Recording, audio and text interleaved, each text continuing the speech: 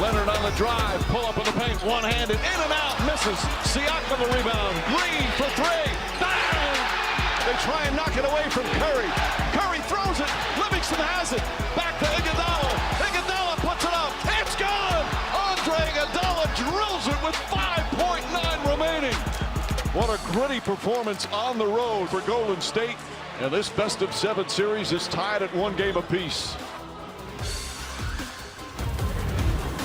Of course, you are now rocking with the best. Ro Parrish and Jason Terry running the two-man game on Game Time presented by YouTube TV. Now, it's challenging enough trying to capture that Larry O'Brien trophy.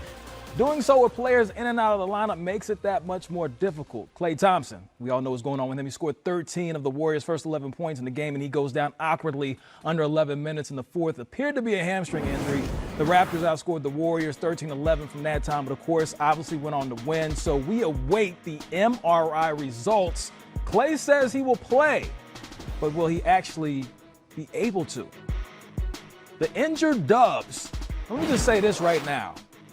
You see KD, you see Klay, Boogie, and everybody right there.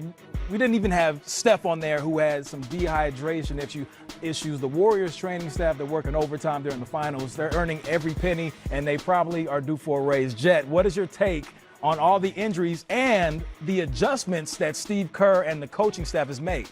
Well, ring the alarm. These boys are injured. They are hurt. And that is what I'm going to have to tell you right now is hurt or injured. Because if you're hurt, you can go. If you're injured, you got to sit this one out. And so if you look at Klay Thompson and his injury, he's probably hurting a little bit. I don't think from the likes of looking at it and being in that position as a shooter and having that injury, it's probably a slight pull, which means he can gauge his play and go out. And in transition, he doesn't have to overexert himself and hit that fourth gear, right? He can go to 2 or 3rd gear and still catch and shoot and spot up and be effective. The problem comes on the defensive end where he's reactionary and having to move and cut people off and turn and push off of that leg, right? Guarding Kawhi Leonard, who we know is a tough cover. So it'll be tough for Klay, but he's a warrior. Hate to use that term, and he will fight through it, and hopefully we'll see him out there. But if not, this is a great time for Kerr to use his mantra, strength in numbers, and Curry. This could be a defining moment in his legacy. Now you know Durant, you know Klay Thompson. What you gonna do? Are you gonna step up and give us one of those Curry-like performances? I think he'll be up for the task. But another great sign for them is the performance of Boogie Cousins. He can only get better. I mean, first game, limited minutes, wasn't very effective, but last game he showed up ready to play. He definitely showed up. But just real quick, do you think Klay's injury, does that have any effect on whether KD comes back sooner? You know, I think KD in his mind has a timetable, and I had that same injury. I was out a month, but I was 40 years old. KD's a lot younger. I think he's eyeing game 3 if he can get some practice time. No later than game 4 if he plans at coming back at all. So hopefully we'll see him here in the next 2 games. Now, the Warriors outscored the Raptors 18-0 to start the third. It was a part of a 20-0 run that began late in the second quarter, and they made history in the process. That run was the longest in finals history since the merger over 40 years ago. Now, part of that 20-0 run began late in the second quarter. Now, that is just crazy. So, looking at what the Warriors were able to do, it was very demoralizing to the Raptors, but how impressed were you? And we were just talking about this, the third quarter adjustments they always seem to make at halftime. Yeah, I mean, for them, what they've done over this course of their run, right, this dynasty that they've created, third quarters have been epic. They come out and they dominate you. Why? Because they get the answers to the test in the first 2 quarters. They go in the locker room, Professor Kerr draws it up and says, this is what they're doing to you, and then they come out and fill out the rest of their quiz, and they blow you out, especially in the third quarter. I mean, if you look at it in this series, they're averaging 32 points a game in the third. Now, game 1, Toronto was able to put up 29, so they held their ground. But in game 2, they were wiped out of the building. That 18-0 run put the Raptors to sleep. They fought back valiantly in the fourth, but that third quarter really did them in. You mentioned Professor Kerr. We heard from him earlier today.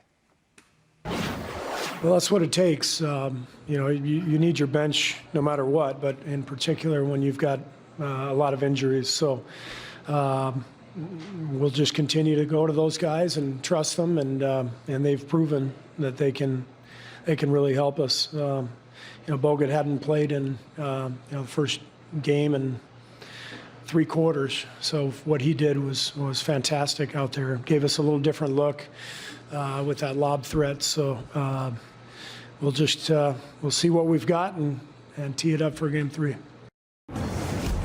We always hear about the others. You mentioned Boogie Cousins. You saw Quinn Cook put up numbers. Andrew Bogut, the awesome insurance policy coming over from Australia. And, of course, Andre Iguodala, your fellow Wildcat. Looking at these gentlemen, the others, who are you most impressed with in Game 2?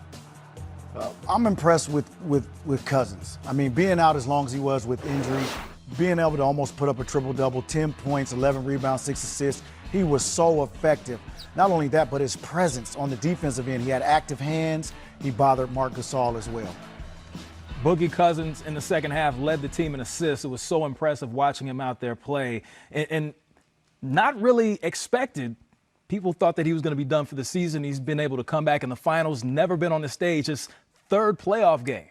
And he still was able to come in and do work, which is unheard of in a sense. Yeah, I mean, he just adds another dynamic to the Warriors' offensive attack because in the post, he's a threat, but he's also a threat to facilitate. And as you know, he's one of the best passing bigs we have, he and Jokic in Denver.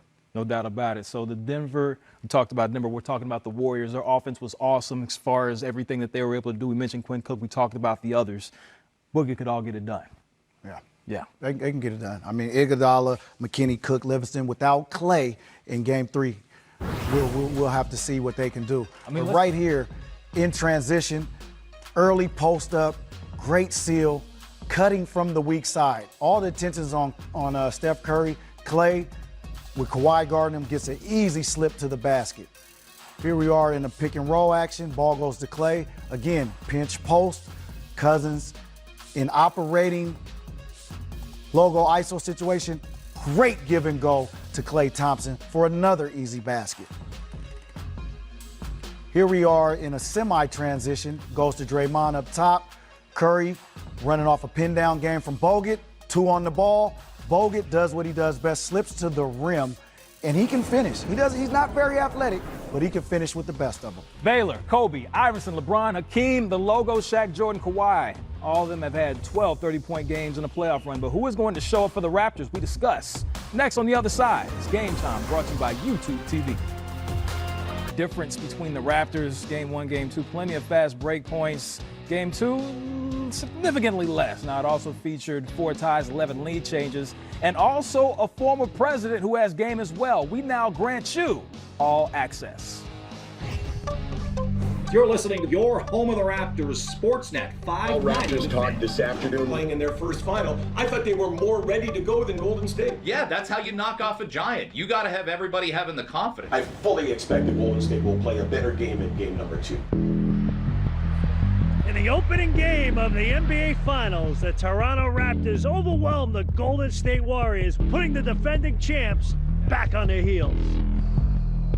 Now down 1-0 in the finals for the first time ever and still without an injured Kevin Durant, can Golden State bounce back and even the series? Yes, sir. We're locked in, ready to go.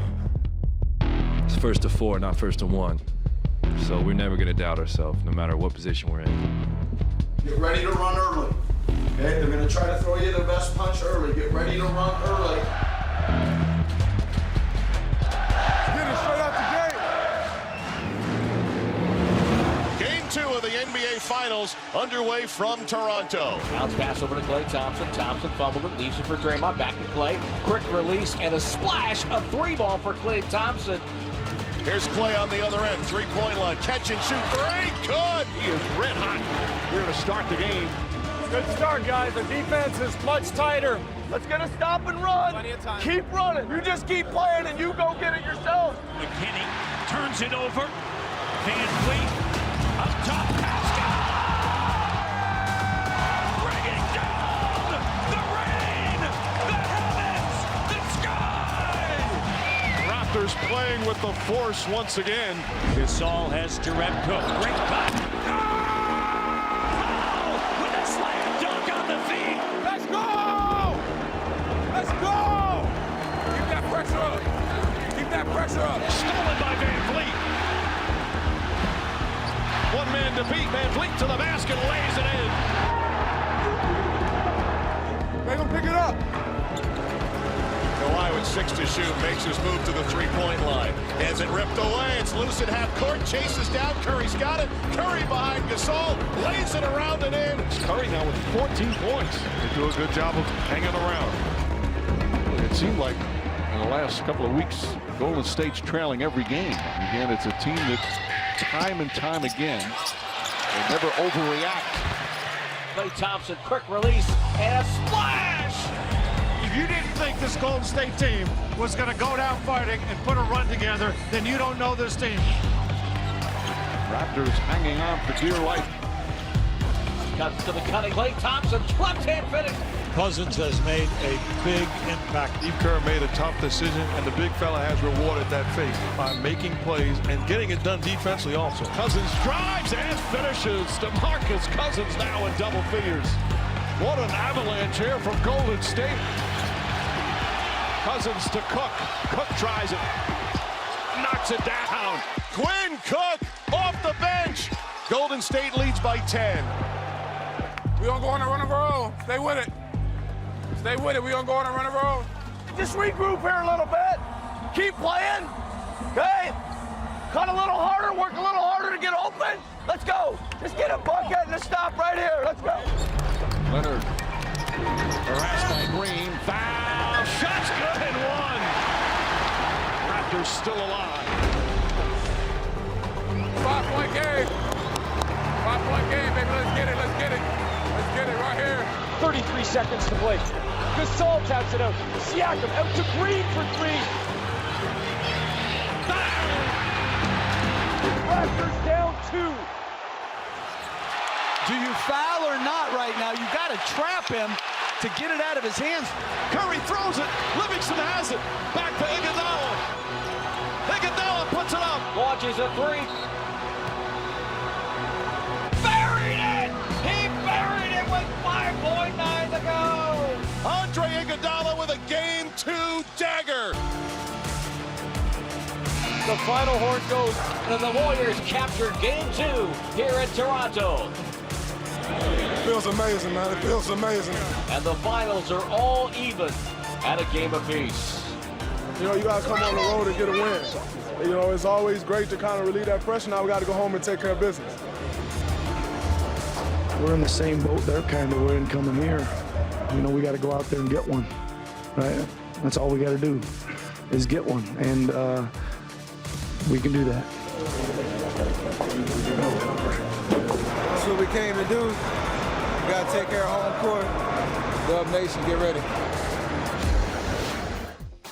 Kawhi dropped 34 points in Game 2, his 12 games scoring 30 or more. The other Raptors starters combined for 36 points. The bench provided 31 points. And as you see, the starters on the screen didn't necessarily perform like they did in the previous game. So Jet Terry is here, and I have to know, Kawhi obviously needs some help. So does it fall on the players? Is it on Nick Nurse to get the players more involved, or is it just individual player want to continue to perform better in the finals? Well, I think it's a collective effort. Obviously, from a strategic standpoint, you have to understand what Golden State is doing to Toronto in the half court. They are trapping Kawhi Leonard. They are putting 2 on the ball, which will open up opportunities for Kyle Lowry to get spot up open shots, Siakam open shots, Danny Green open shots, even Marc Gasol open shots from the perimeter. So they have to take those shots with confidence and knock them down. The second part of that is get out in transition, run before that defense can get set up.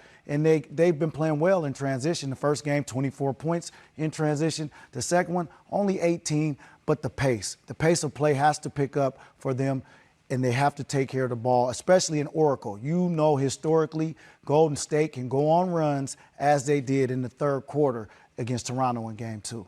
No doubt about that. Now, before Steph and Klay were the Splash Brothers winning titles, there was another legendary duo who said, "See you at the Bay, Aubrey.